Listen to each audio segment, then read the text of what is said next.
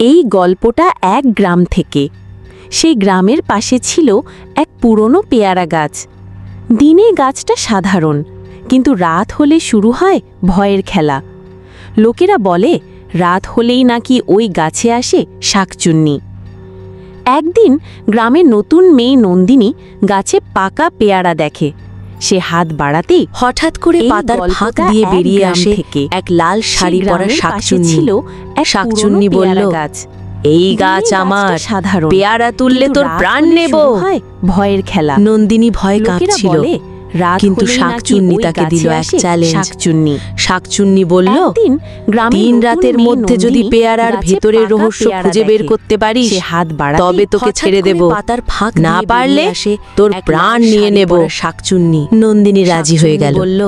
এখন শুরু হবে এক ভয়ের খেলা আর রহস্যের সন্ধান। প্রথম রাত নন্দিনী গাছে গেল। একটা পেয়ারা কাটতেই ভেতর থেকে বেরিয়ে এলো এক অদ্ভুত আলো। বলল, আলো এসে দেখতে পেল মধ্যে যদি ছোট মুখের রহস্য, কিন্তু সেটা কার মুখ?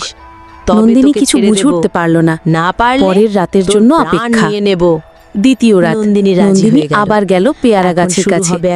এবার পেয়ারার ভেতর থেকে এলো এক মিষ্টি হাসির শব্দ। নন্দিনী গাছে গেল। একটা ছোট্ট পরীর গলাতেই ভেতর আমাকে মুক্ত করো, আমি বন্দী। আলো। নন্দিনী অবাক হয়ে গেল, এই পেয়ারার ভেতরে কি সত্যি জাদুর পরী? নন্দিনী তৃতীয় রাত পারল না। নন্দিনী পেয়ারার ভেতর থেকে পরীকে মুক্ত করল। পরী বলল, শাকচুন্নি আসলে আমাকে পাহারা দিচ্ছিল। এবার আমি বন্দী ছিলাম, কেউ যাতে আমায় খুঁজে না পায়, তাই শাকচুন্নি গাছের ডালে বসে থাকত। পরী শাকচুন্নিকে মুক্তি দিল। আমি শাকচুন্নি আর পরী একসাথে অবাক আকাশের দিকে উড়ে গেল। পেয়ারা গাছটা আবার হয়ে গেল সাধারণ, আর গ্রামে ফিরে এলো শান্তি। পেয়ারার ভেতর থেকে পরীকে মুক্ত করল। পরী বলল, শাকচুন্নি আসলে আমাকে পাহারা দিচ্ছিল, আমি বন্দী ছিলাম, কেউ যাতে আমায় খুঁজে না পায়, তাই শাকচুন্নি গাছের ডালে বসে থাকত। পরী শাকচুন্নিকে মুক্তি দিল।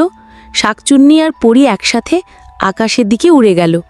পেয়ারা গাছটা আবার হয়ে গেল সাধারণ, আর গ্রামে ফিরে এলো শান্তি।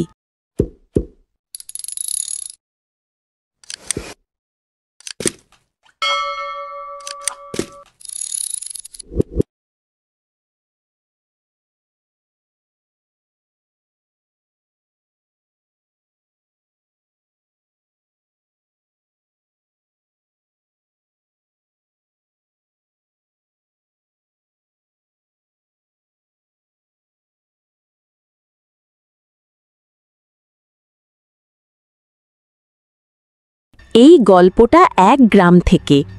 সেই গ্রামের পাশে ছিল এক পুরনো পেয়ারা গাছ। দিনে গাছটা সাধারণ, কিন্তু রাত হলে শুরু হয় ভয়ের খেলা। লোকেরা বলে রাত হলেই নাকি ওই গাছে আসে শাকচুন্নি। একদিন গ্রামের নতুন মেয়ে নন্দিনী গাছে পাকা পেয়ারা দেখে। সে হাত বাড়াতেই হঠাৎ করে পাতার ফাঁক দিয়ে বেরিয়ে আসে এক লাল শাড়ি পরা শাকচুন্নি।